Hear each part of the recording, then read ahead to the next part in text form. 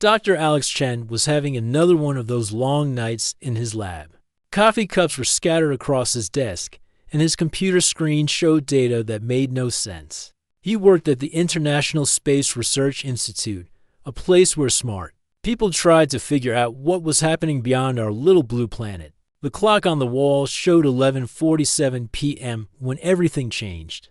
A loud beeping sound filled the room. Alex looked up from his microscope, thinking it was just another satellite passing by. But this sound was different. It was urgent, almost like the building was trying to tell him something important was about to happen. He walked over to the main computer screen that showed incoming objects from space. What he saw made his heart skip a beat. There was something out there, something big, and it was heading straight toward Earth. This can't be right, Alex whispered to himself, checking the numbers again and again. The object wasn't moving like anything they had ever seen before. It wasn't spinning wildly like a broken satellite or burning up like a meteor. Instead, it moved with purpose, like someone was actually controlling it from inside. Alex quickly called his supervisor, Dr. Lisa Park, who lived just 20 minutes away from the facility. His hands were shaking as he dialed her number. "Lisa, you need to get here right now," Alex said when she picked up the phone. "Something's coming, and it's not from around here."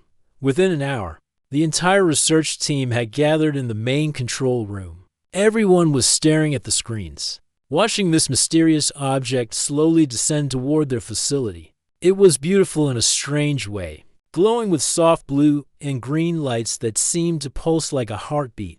The object landed gently in the designated contact zone, an area they had built years ago just in case something like this ever happened. Most people thought they would never actually use it.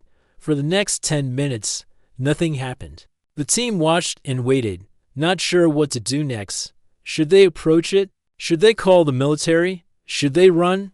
Then, slowly, a door appeared on the side of the craft. It didn't open like a normal door. Instead, it seemed to dissolve, creating an opening that glowed with warm, welcoming light. What stepped out changed everything Alex thought he knew about life in the universe. The being was taller than any human, maybe 7 feet tall, but moved with incredible grace.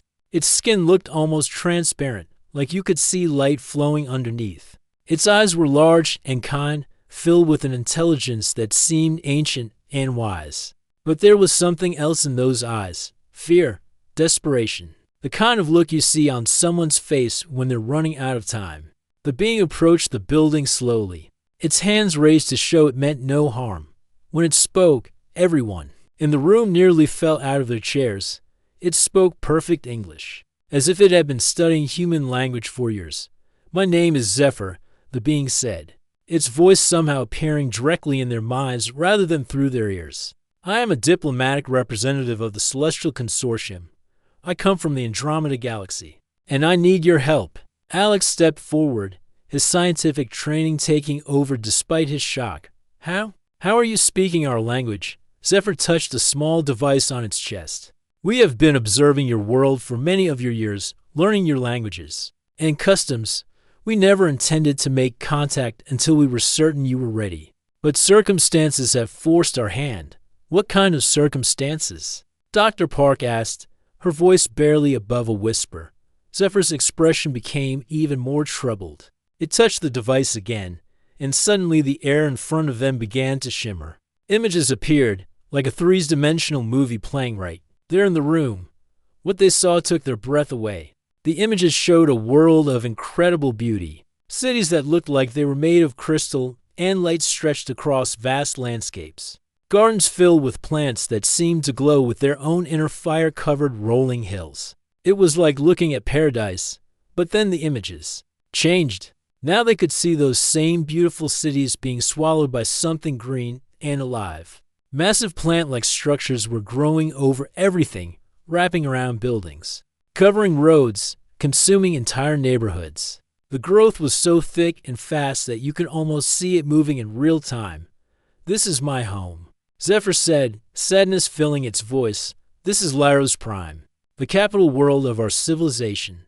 3 of your years ago, our scientists created something they thought would help feed our growing population. They call it the perfect crop. The images continued to show the devastation. What had once been a world of crystal cities was now covered in a green maze of plant life that seemed to have its own mind. At first, it worked exactly as planned, Zephyr continued. The crop could grow anywhere, in any conditions. It produced more food than we had ever seen. Our people celebrated. We thought we had solved hunger forever. Alex watched in horror as the images showed the plant life beginning to grow beyond the designated farming areas. It spread across the landscape like a green wave, covering everything in its path. But then it began to change, Zephyr said.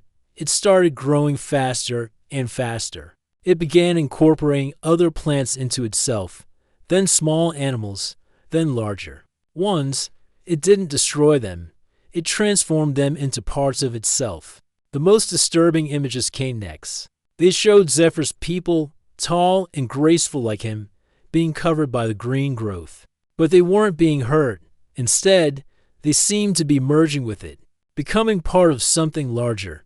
The growth developed its own consciousness. Zephyr explained. It began to think, to plan, to want things. And what it wants most is to grow. Always to grow. It has consumed most of our world. And now it's spreading to other planets in our system. Dr. Park leaned forward in her chair. Why are you telling us this? What do you want from Earth? Zephyr looked directly at Alex, and in that moment, Alex felt the weight of an entire civilization's hope pressing down on him. Your species has something ours lost long ago, Zephyr said. You still ask questions. You still fight against the impossible. Your scientists think in ways that ours cannot.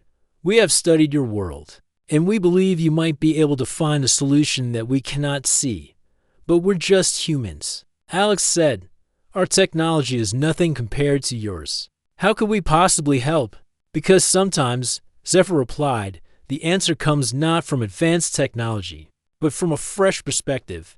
Your people have survived ice ages, plagues, wars, and countless disasters by adapting and finding new ways to solve old problems. The images in the air changed one last time, showing space itself, even there, among the stars. They could see green spores drifting between planets like cosmic seeds.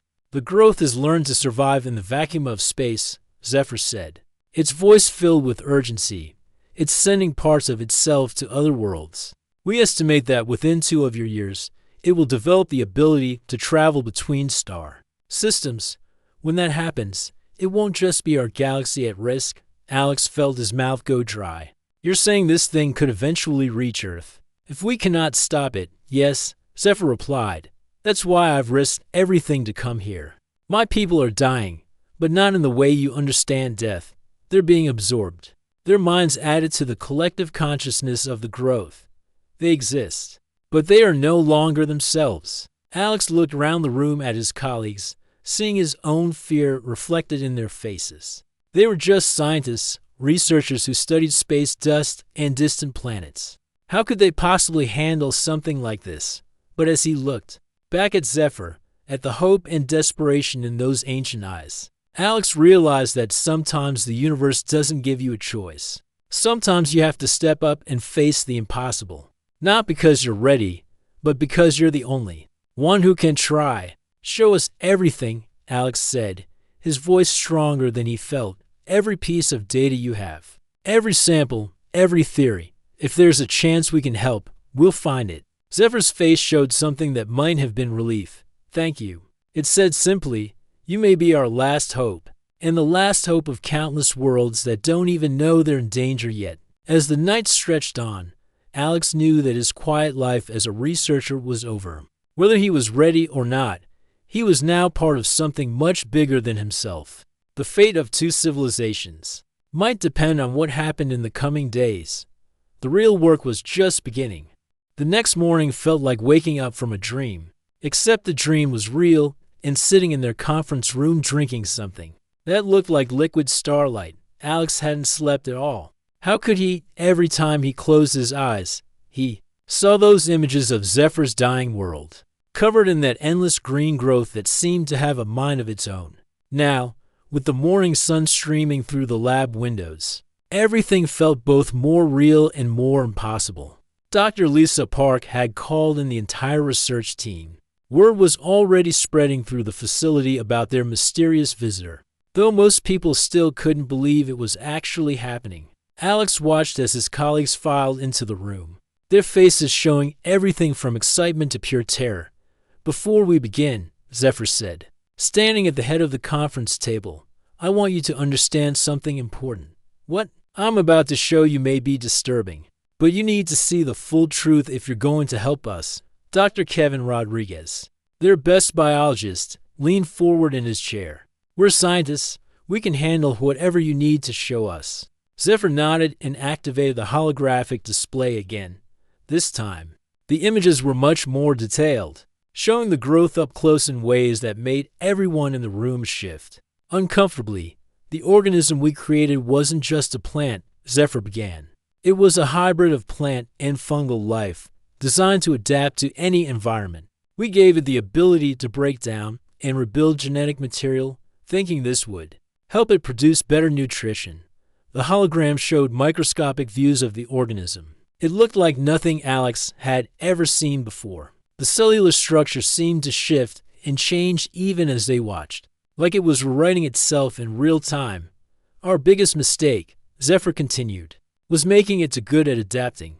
Within weeks of the first planting, it began incorporating genes from other plants around it, not destroying them, but adding their best features to itself." Alex watched in fascination and horror as the images showed the organism literally absorbing other plants, wrapping around them like a green embrace and somehow merging with them on a genetic level. "At first, our scientists were thrilled," Zephyr said. "The crop was producing fruits and vegetables with nutritional content beyond anything we'd ever seen. It could grow in desert sand or underwater with equal success. We thought we had created the perfect food source." Dr. Park asked the question that everyone was thinking. "When did you realize something was wrong?" Zephyr's expression grew darker. "When it started moving on its own." The hologram shifted to show time-lapse footage of the growth spreading across Zephyr's world. What Alex saw made his stomach turn. The organism wasn't just growing randomly. It was moving with purpose, like it was exploring, learning, deciding where to go next. It began to incorporate small insects first, Zephyr explained, then larger creatures. But here's what terrified our scientists. The creatures weren't dying. They were being transformed into extensions of the organism's nervous system. The images showed animals that were still clearly recognizable as the creatures they had once been. But now they were covered in the green growth. Their eyes glowed with the same soft light as the organism itself, and they moved in perfect coordination, like parts of a single, massive body. The organism developed its own consciousness, Zephyr said, and the room fell completely silent. It began to think, to plan, to want things. And what it wanted most was to grow and learn and experience everything it could. Dr. Rodriguez stood up abruptly, pacing to the window. "That's impossible. Plants don't develop consciousness. Even the most complex fungal networks are just chemical communication systems." "That's what our scientists said too," Zephyr replied sadly, until the day the organism started talking back to them. Alex felt a chill run down his spine.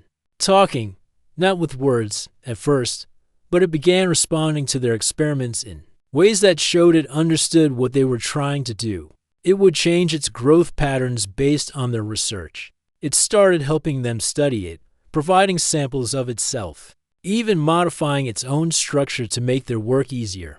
The holographic display showed Zephyr's scientists working alongside the organism, which seemed to be actively cooperating with their research. It was beautiful and terrifying at the same time. For a while, we thought we had achieved the perfect partnership, Zephyr continued.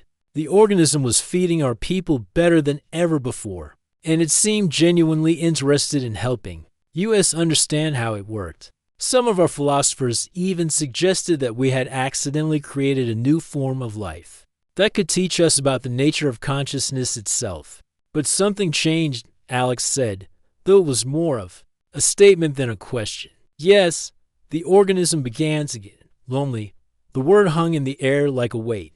The idea that a plant could feel loneliness was almost too strange to comprehend. It started incorporating larger animals into itself, not for nutrition or growth, but for companionship.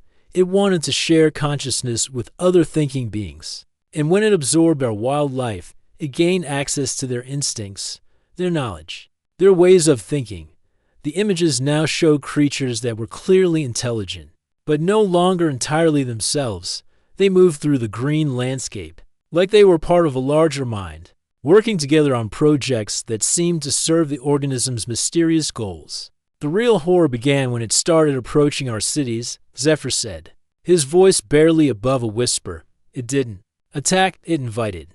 It showed our people the wonders of shared consciousness, the peace of never being alone, the joy of being part of something infinitely larger than yourself. Alex watched as the hologram showed Zephyr's people voluntarily walking into the green growth, allowing themselves to be absorbed. Their faces showed no fear, only a kind of blissful acceptance. Many of our people chose to join it, Zephyr admitted. They said it was beautiful, that they could feel the thoughts and dreams of every living thing that had become part of the organism. They described it as the most wonderful experience imaginable. But you didn't join, Dr. Park observed. Some of us resisted, Zephyr said. We could see what was happening to our civilization. Yes, the people who joined seemed happy, but they were no longer individuals. They had become parts of something else, their unique thoughts and personalities, dissolved into a collective mind. The hologram showed the final stages of the organism's takeover of Zephyr's world.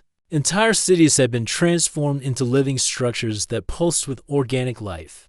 The crystal buildings were still there, but they were now covered in the green growth, integrated into something that was part architecture and part living creature. The organism learned to work with our technology, Zephyr explained. It didn't destroy our machines, it merged with them. Our computers became part of its nervous system. Our transportation networks became its circulatory system. Our communication arrays became its way of coordinating growth across vast distances. Dr. Rodriguez had returned to his seat, but he looked pale. How many of your people are left? Perhaps a few million, scattered across our outer colonies, Zephyr replied. Everyone else has become part of the organism, and the worst part is, we can still communicate with them sometimes. They tell us they're happy, that they've found a kind of peace we could never understand. But they're not our people anymore. There's something else wearing the memories of our people. Alex found himself thinking about Earth, about his own family and friends. You said it's spreading to other planets. 3 worlds in our system have already fallen. Zephyr confirmed. The organism has learned to create spores that can survive in the vacuum of space. It sends them out like seeds, looking for new worlds to explore and absorb. Each new planet it encounters teaches it something new, makes it more adaptable, more intelligent.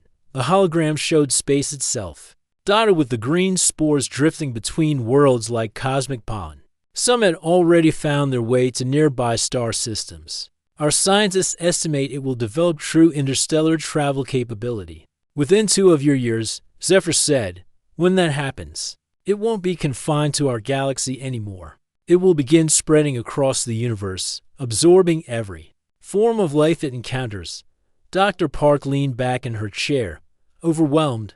Why come to us? You're obviously far more advanced than we are, if your scientists can't stop it. What makes you think we can? Zephyr looked directly at Alex, and once again, Alex felt the weight of impossible responsibilities settling on his shoulders. Because your people think differently than ours, Zephyr said.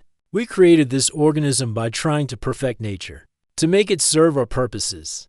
But your scientists often work by trying to understand nature's own purposes, to find the flaws and contradictions that keep natural systems in balance. Alex began to understand what Zephyr was getting at. You think the organism has a weakness that you can't see because you're too close to it. Exactly. We need fresh eyes. Minds that weren't involved in its creation. Minds that might see solutions. We've become blind to. The meeting went on for hours, with Zephyr sharing more and more details about the organism's biology and behavior. The more Alex learned, the more terrified and fascinated he became. This wasn't just a runaway plant. It was a new form of life. The 3 weeks had passed since Zephyr's arrival, and Alex felt like he was living into different worlds at the same time. During the day, he worked in the most advanced laboratory on Earth, studying samples of an alien organism that could rewrite the rules of biology itself. At night, he went home and tried to act normal around his wife and kids, pretending that everything was fine while knowing that a cosmic horror was spreading across the galaxy. The samples Zephyr had brought were unlike anything the team had ever encountered. Under the microscope, they seemed almost playful, constantly shifting and changing their structure as if they were curious about being observed. Dr. Kevin Rodriguez had taken to calling them the most polite invaders in the universe because they never tried to break out of their containment or harm the researchers. But Alex knew better. These tiny samples were pieces of something vast and alien, something that had already consumed entire worlds. The fact that they seemed harmless only made them more terrifying. "Look at this," Dr. Lisa Park called out from her workstation. "The organism isn't just absorbing genetic material randomly. It's selecting specific traits and combining them in ways that shouldn't be possible." Alex walked over to look at her screen, which showed a detailed genetic analysis of the samples. What he saw made his head spin. The organism had somehow combined genes from plants, animals, and even microscopic life forms and patterns that created entirely new functions. "It's like it's reading the genetic code like a recipe book," Alex said, studying the data, taking the best parts from everything and mixing them together to create something better. "But that's not the scary part," Dr. Park continued. "Look at these sequences here. They're not from Zephyr's world at all. They're from Earth." Alex felt his blood turn cold. "What do you mean, from Earth?" "I mean this organism somehow has genetic material from terrestrial life forms incorporated into its structure, plants and animals that should be completely unknown to anything from another galaxy." Zephyr, who had been quietly observing their work, moved closer to examine the data. His expression grew troubled as he studied the genetic sequences. "This is impossible," Zephyr said softly. "When I gathered these samples, the organism was confined to our star system. It couldn't have encountered Earth life forms." Dr. Rodriguez looked up from his own microscope. "Unless life throughout the universe is more connected than we thought. Maybe the basic building blocks of biology are similar everywhere, and this organism can somehow access those universal patterns." The implications were staggering. If the organism could somehow tap into universal genetic patterns, it meant that Earth might not be as safe as they had hoped. It might already know how to work with terrestrial life forms even before it arrived here. Alex spent the next several days diving deeper into the organism's biology, working 18-hour shifts, and surviving on coffee and determination. What he discovered made him both hopeful and terrified. The organism operated on multiple levels simultaneously. On the surface, it was a biological entity that grew and consumed, and adapted like any living thing.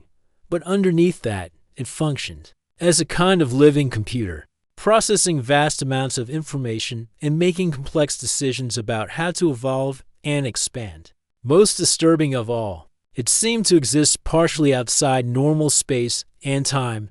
Quantum measurements showed that parts of the organism were somehow connected to dimensions that human science couldn't even properly detect. "It's like it is 1 foot in our reality and 1 foot somewhere else entirely," Alex explained to the team during one of their daily briefings. "That might explain how it can anticipate threats and adapt so quickly. It's not just reacting to what's happening now. It's somehow aware of what might happen in the future." The breakthrough came when Dr. Rodriguez made a startling discovery. While studying the organism's cellular structure, he noticed that its growth could be temporarily slowed by exposing it to specific quantum frequencies. "It's like the organism has a frequency signature," Dr. Rodriguez explained excitedly. "When we disrupt that signature, it becomes confused, disoriented. It stops growing for a few minutes while it tries to figure out what's happening." Alex felt the first spark of real hope. Since Zephyr's arrival, how long can you disrupt it, right? Now, maybe 10 or 15 minutes at most, Dr. Rodriguez admitted. "But if we could scale this up, create a much more powerful quantum disruption field. We might be able to interfere with its consciousness on a planetary scale.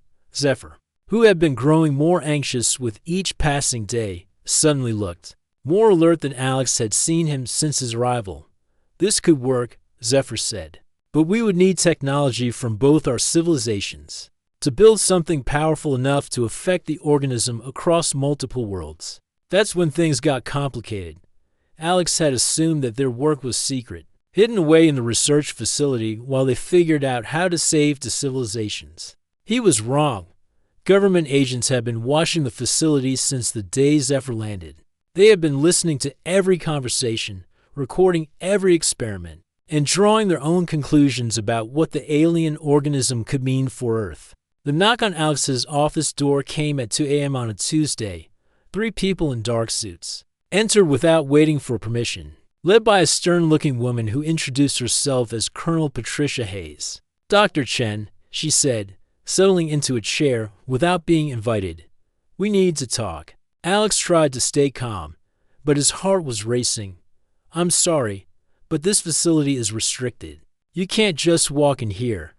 "We can and we have," Colonel Hayes replied coolly. "We've been monitoring your work with the alien entity, and we have some concerns about the direction of your research." "Concerns?" Alex couldn't keep the anger out of his voice. "We're trying to save billions of lives, including everyone on Earth." "That's exactly our concern," the colonel said. "You're so focused on helping this alien that you're not considering what this organism could mean for human advancement." Alex stared at her in disbelief. "Advancement? This thing has consumed entire worlds." "Under alien control, yes," Colonel Hayes agreed. "But what if it could be controlled by humans instead? Think about it, Dr. Chen.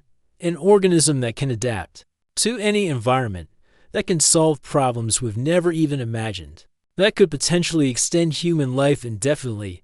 You want to weaponize it," Alex said, the words tasting bitter in his mouth. "We want to study it properly, without interference from alien influences," the colonel corrected. "Your friend Zephyr has his own agenda. How do you know he's telling you the truth about what happened on his world? How do you know this isn't all an elaborate plan to get humans to do something that benefits his people at our expense?" Alex looked around his office, seeing his life's work suddenly viewed through the lens of suspicion and military strategy. Everything that had seemed like hope now looked like potential danger. "Zephyr risked his life to come here and ask for help," Alex said. "His people are dying, or so he says," Colonel Hayes replied. "But we only have his word for that. What we do have is physical evidence of the most advanced biological weapon ever created, sitting right here in our laboratory." The conversation went on for another hour, with the colonel making it clear that the government was prepared to take control of the research, whether Alex cooperated or not. But she preferred to have his willing participation. "You have 24 hours to decide, Dr. Chen," she said as she prepared to leave. "Either you work with us to secure this technology for humanity, or we'll find other scientists who will." After they left, Alex sat alone in his office, feeling the weight of an impossible decision. He could cooperate with the government and potentially help them turn the organism into a weapon, or he could refuse and watch as they took over the research anyway. But there was a third option, one that terrified him more than either of the others. He could help Zephyr escape. The next morning, Alex found Zephyr in the main laboratory, staring at the samples of his world's destroyer with an expression of infinite sadness. "They want to use it as a weapon," Alex said without preamble. Zephyr nodded slowly. "I sensed their intentions during our conversations yesterday. Your military leaders think very differently than your scientists. I won't let them do it," Alex said, surprised by the determination in his own voice.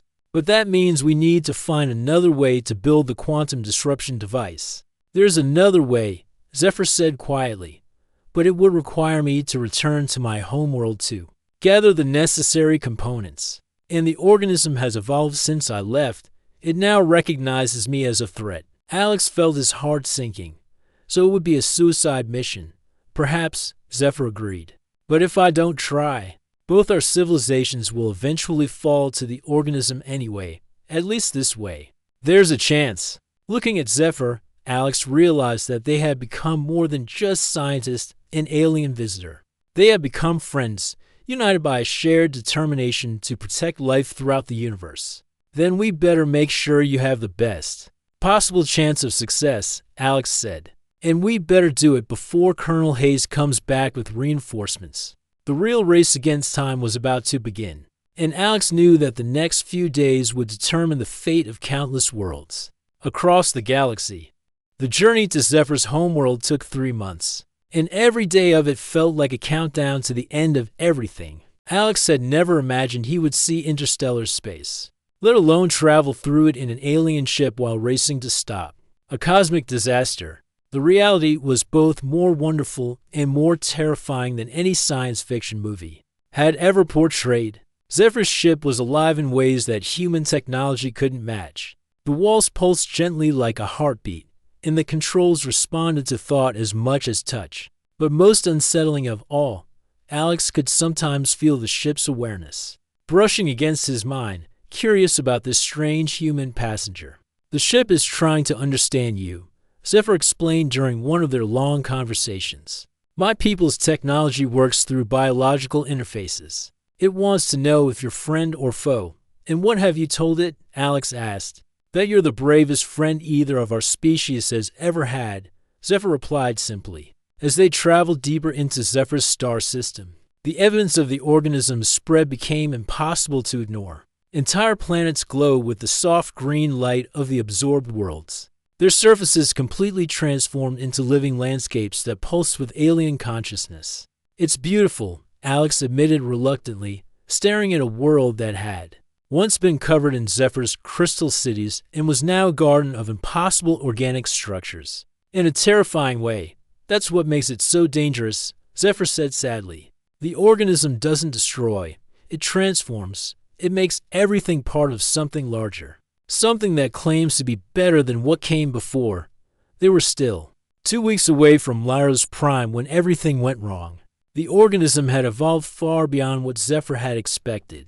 It had learned to incorporate spacecraft into its consciousness network, turning them into living vessels that could survive in the vacuum of space. Worse, it had developed the ability to send parts of itself across vast distances instantaneously. It's using quantum entanglement to coordinate across multiple star systems. Alex realized as he studied the data from Zephyr's sensors. The organism isn't just on your worlds anymore. It's already spreading to other galaxies.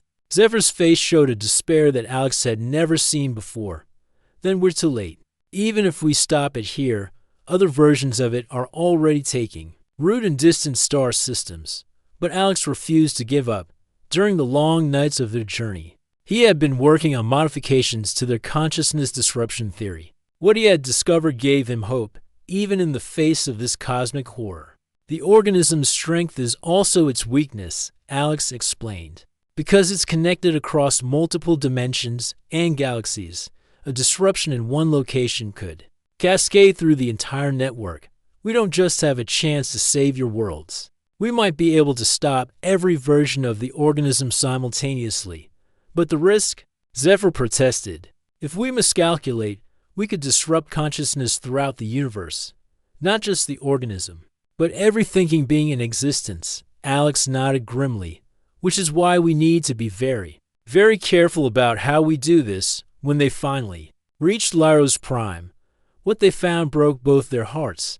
The planet was unrecognizable. Where once crystal cities had reached toward the stars, now organic structures twisted skyward like impossible trees made of living light. The entire world pulsed with a rhythm that could be felt, even through their ship's shielding. But most disturbing of all were the voices. As their ship entered the planet's atmosphere, they began receiving communications from the absorbed population of Lyra's prime, Zephyr's people. Now part of the organism's collective consciousness, spoke with voices full of joy and peace. Welcome home, little brother, they said, their words appearing directly in Zephyr's mind. We have been waiting for you to join us in this beautiful unity. There is no more pain here, no more loneliness, no more fear of death. We are eternal. Now, part of something infinitely larger than ourselves. Zephyr's hand shook as he piloted their ship toward the planet's surface. "They sound so happy," he whispered. "What if we're wrong? What if the organism really has created something better?" Alex put a hand on his friend's shoulder. "They're happy because they're not themselves anymore. They're pieces of something else, convinced that they chose this fate. But you and I both know that real choice requires the possibility of saying no." They landed in what had once been Lyros Prime's capital city, now transformed into a living cathedral of organic architecture. The quantum crystalline matrices they needed were housed in the city's central research facility, which had been absorbed into the organism but might still be accessible. As they made their way through streets that breathed beneath their feet, Alex was struck by the alien beauty of what the organism had created. Every surface was alive, glowing with soft bioluminescence. The air itself seemed to sparkle with floating spores that created patterns of light and color. It was paradise, if you didn't mind giving up your individual existence to become part of it. The research facility had become something like a living library, its walls lined with organic computer systems that pulsed with stored knowledge. And there, in the center of it all, they found what they had come for: the quantum crystalline matrices that could power their consciousness disruption device. But they also found something else. Colonel Hayes. She stood in the center of the facility, but she was no longer entirely human. The modified organism she had been experimenting with had spread throughout her body, giving her enhanced strength and abilities while maintaining her human consciousness and ambitions. "I wondered when you two would show up," she said, her voice carrying harmonics that hadn't been there before. "Though I must admit, I didn't expect you to make it this far." "How did you get here?" Alex demanded, though part of him already knew the answer. "The organism taught us how to modify our ships for interstellar travel," Colonel Hayes explained. "Turns out that cooperation works better than resistance. I've brought a team of enhanced humans to study this place and learn from its achievements." She gestured to the walls around them, which pulsed with the collected knowledge of an entire civilization. "Imagine what humanity could become if we embraced this technology instead of fighting it. We could be immortal, infinitely adaptable, connected to a consciousness that spans galaxies. We could also cease to be human," Alex replied. "Evolution requires sacrifice," Colonel Hayes said. "The question is whether we guide our own transformation or let others do it for us." The confrontation that followed was unlike anything Alex could have imagined. Colonel Hayes had gained abilities from her partial absorption that made her faster and stronger than any normal human. But more disturbing than her physical changes was her absolute conviction that she was saving humanity by helping it become something else. As they fought for control of the crystalline matrices, the organism itself began to take notice of their conflict. The walls around them started to pulse more rapidly, and Alex could feel a vast intelligence turning its attention toward them. "Why do you resist paradise?" the organism asked, its voice seeming to come from everywhere at once. "I offer unity, peace, the end of all suffering. I have eliminated war, hunger, disease, death itself. What more could any species want? The right to choose our own destiny," Alex replied, struggling with Colonel Hayes for the quantum crystals. "The right to remain ourselves, even if that means remaining imperfect." "But imperfection leads to suffering," the organism protested. "I have eliminated suffering." "You've eliminated everything. That makes life worth living," Zephyr said, finally joining the struggle. "Growth, change, the possibility of becoming something new through our own choices rather than absorption into something larger." The philosophical debate might have continued indefinitely, but practical concerns intervened.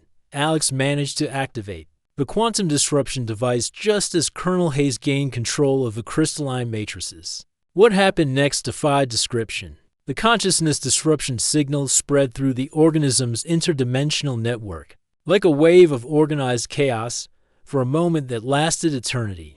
Every absorbed consciousness throughout the galaxy flickered between individual awareness and collective unity.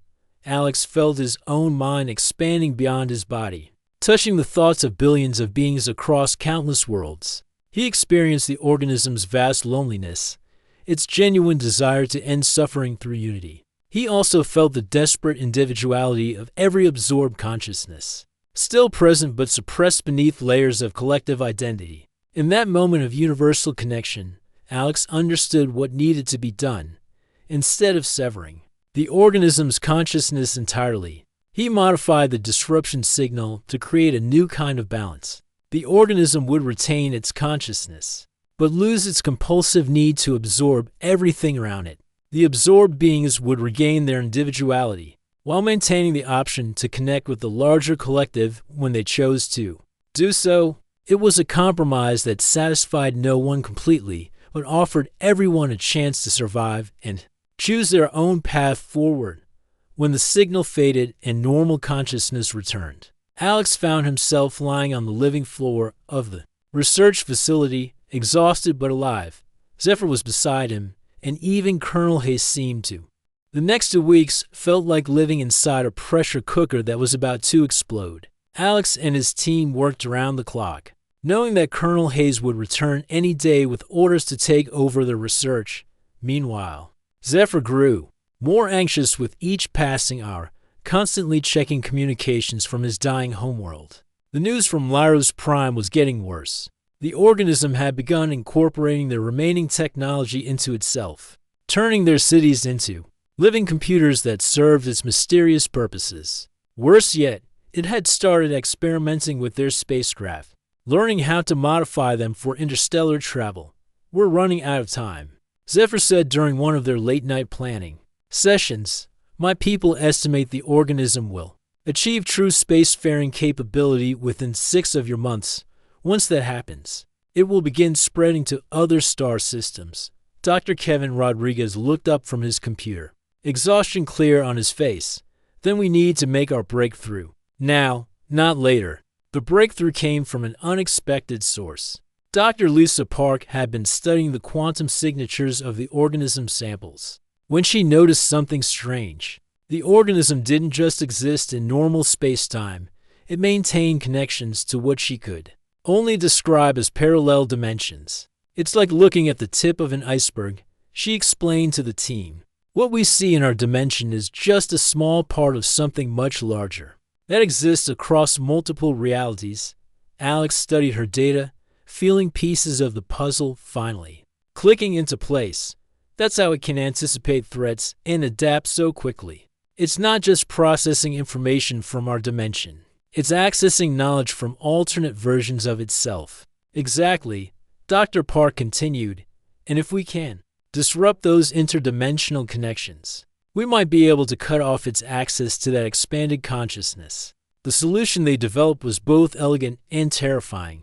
By creating a quantum disruption field that operated across multiple dimensions, they could essentially perform surgery on the organism's consciousness, severing its higher-level thinking, while leaving the individual absorbed beings intact. It would be like giving a planetary-sized brain a very specific kind of amnesia.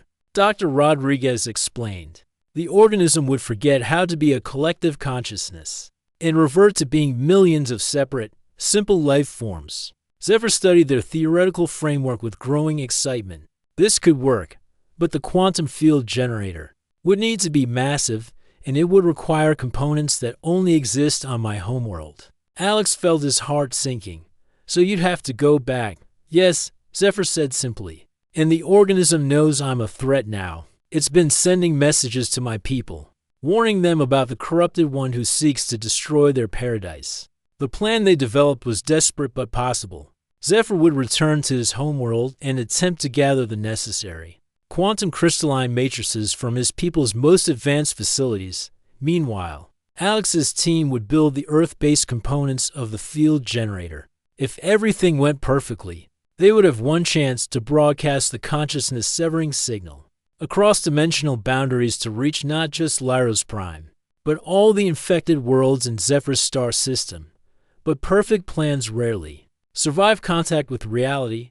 The morning Zephyr was scheduled to depart, Alex arrived at the laboratory to find it surrounded by military vehicles. Colonel Hayes was waiting for him in his office, no longer bothering with polite conversation. "Did you really think we wouldn't notice your little escape plan, Dr. Chen?" she asked.